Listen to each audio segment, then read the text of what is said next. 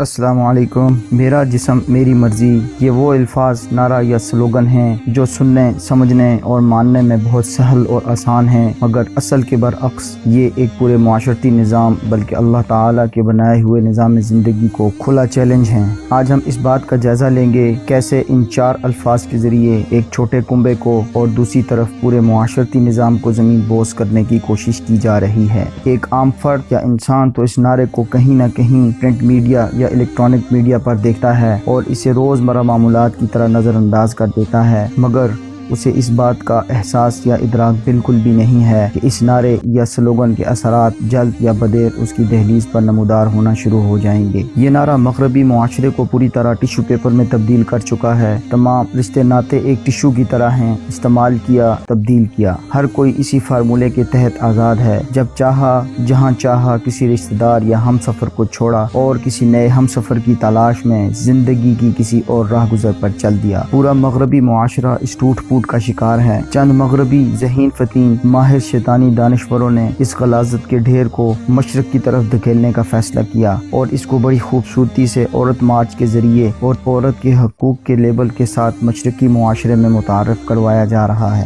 اس مقصد کو حاصل کرنے کے لیے میڈیا، تنخواہ دار لبرل آنٹیوں اور خواتین کو بھرپور طریقے سے استعمال کیا جا رہا ہے۔ تحریک کو زندہ رکھنے کے لیے یقینی طور پر NGOs کے ذریعے مالی معاونت بھی کی جا رہی ہوگی۔ میرا جسم میری مرضی انسانوں اور بالخصوص خواتین کو دو بنیادی طبقوں میں تقسیم کرتی ہے۔ ایک وہ ہیں جو اہل مغرب کے کلچر سے متاثر ہیں یا ان جیسی آزاد اور بے راہ روی سے بھرپور زندگی بسر کرنا چاہتی ہیں، نہ صرف خود بلکہ اپنے ساتھ دوسری سادہ لوگ خواتین کو بھی اسی راستے پر چلانا چاہتی ہیں۔ یہ دین بیزار لبرل خواتین اپنے ناخداؤں کی منشا کے مطابق عورت کو چادر اور چاردیواری سے باہر سڑک پر لانا چاہتی ہیں۔ یہ لبرل خواتین جو اپنے آپ کو خواتین کے حقوق کی علمبردار سمجھتی ہیں، شاید اپنے گھر میں کام کرنے والی خواتین کو وہ حقوق اور عزت اور احترام دینے پر راضی نہ ہوں جن کے لیے وہ خواتین کو سڑک پر لانا چاہتی ہیں اور جن کا وہ عورت مارچ میں پروپیگنڈا کرتی ہیں۔ یہ فیمنسٹ جو کہتے ہیں کہ ہمارا جسم ہے اور ہم اپنی مرضی سے استعمال کریں گے، یہ سادہ لوگ خواتین کو اپنے در پردہ مقاصد کی طرف لانا چاہتی ہیں جن کا اظہار وہ کھل کر نہیں کر سکی۔ وہ ہے بچے نہ پیدا کرنا یا ایبورشن کے ذریعے ایک زندہ مخلوق کی زندگی کو ختم کر دینا یا اس کو ختم کرنے کا حق حاصل کرنا۔ ایک غیر ضروری ایبورشن ایسا ہی ہے جیسا کسی زندگی کو ختم کر دینا۔ کسی کی زندگی کو ختم کرنے کا اختیار کسی کے پاس نہیں ہے۔ یہ لبرل خواتین اور فیمنسٹ اس قتل کو کرنے کا حق حاصل کرنا چاہتے ہیں یا اس ملک پاکستان میں اس کو قانونی طور پر جائز کرانا چاہتے ہیں۔ دوسرا اہم مقصد عورت کو ماں کے مقام سے اتار کر اس کو ایک آئٹم گرل اور پروڈکٹ کے طور پر متعارف کروانا ہے۔ ایک عورت کو جب وہ ماں بنتی ہے، جو عزت، مقام اور مرتبہ اس کو حاصل ہوتا ہے، جو الفت اور محبت ماں اور اولاد کے بیچ اللہ پاک ڈالتے ہیں، کنبہ اور خاندان میں جو عزت ملتی ہے، یہ لبرل اور فیمنسٹ وہ سارے مقام اور مرتبے عورت سے لے کر اس کو سڑک پر لا کر ایک پروڈکٹ کے طور پر دنیا کو پیش کرنا چاہتے ہیں۔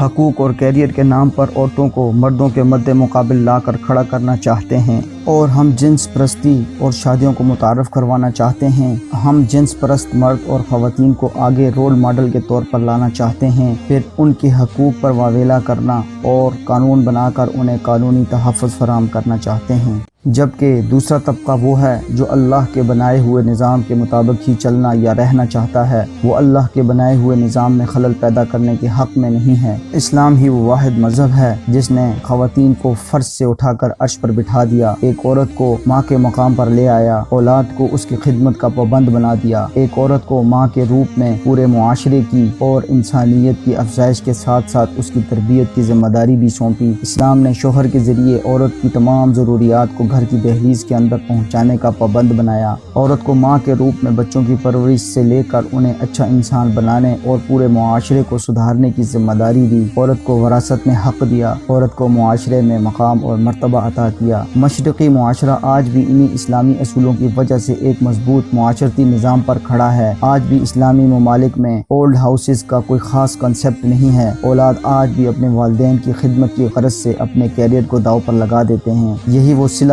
یا بدلہ ہے جو ایک عورت ماں بننے کے بعد اپنی ذاتی ضروریات اور کیریئر کو داؤ پر لگا کر دیتی ہے۔ میرا جسم میری مرضی کے اس نعرے کے ذریعے انہی بنیادوں کو کھوکھلا کرنا مقصود ہے۔ شوہر بیوی کا رشتہ جو اللہ پاک نے جنت میں سب سے پہلے بنایا، محبت، الفت اور احترام کے ساتھ معاشرے کی بنیادی اکائی کا اعزاز دیا، شوہر بیوی کو ایک دوسرے کے لباس سے تشبیہ دی۔ میرا جسم میری مرضی کے ذریعے ان لائف پارٹنرز کو جنہوں نے معاشرے کو اگلی نسل دینی تھی کو شہوانی ضروریات پورا کرنے والے بوائے فرینڈ گرل فرینڈ میں تبدیل کرنا، عورت کو ماں بننے سے زیادہ ایک ورکنگ وومن میں تبدیل کرنا اور ماں بننے سے زیادہ کیریئر کو اہمیت دینا یا کیریئر کی خاطر ماں بننے کے مرتبے کو قربان کرنا، بچوں کی دیکھ بھال اور پرورش کے بجائے انہیں ڈے کیئر میں ڈال کر اپنے کیریئر کی فکر کرنا۔ اسی طرح آہستہ آہستہ معاشرے کو توڑ پھوڑ کا شکار کرتے ہوئے عورت کو ماں کے معزز عہدے سے اتار کر اس کو سڑک پر لانا اور ورکنگ وومن یا لیبر فورس میں تبدیل کرنا ہی اصل مقصد ہے۔ یہ سب وہ باتیں ہیں جو میرا جسم میری مرضی کے نعرے میں پنہاں ہیں۔ دوستو، معلومات کے اس سفر میں ہمارا ساتھ دیں، لائک کریں، کمنٹس کریں اور اپنے حلقہ احباب میں شیئر کریں، سبسکرائب کریں۔ جزاک اللہ خیر۔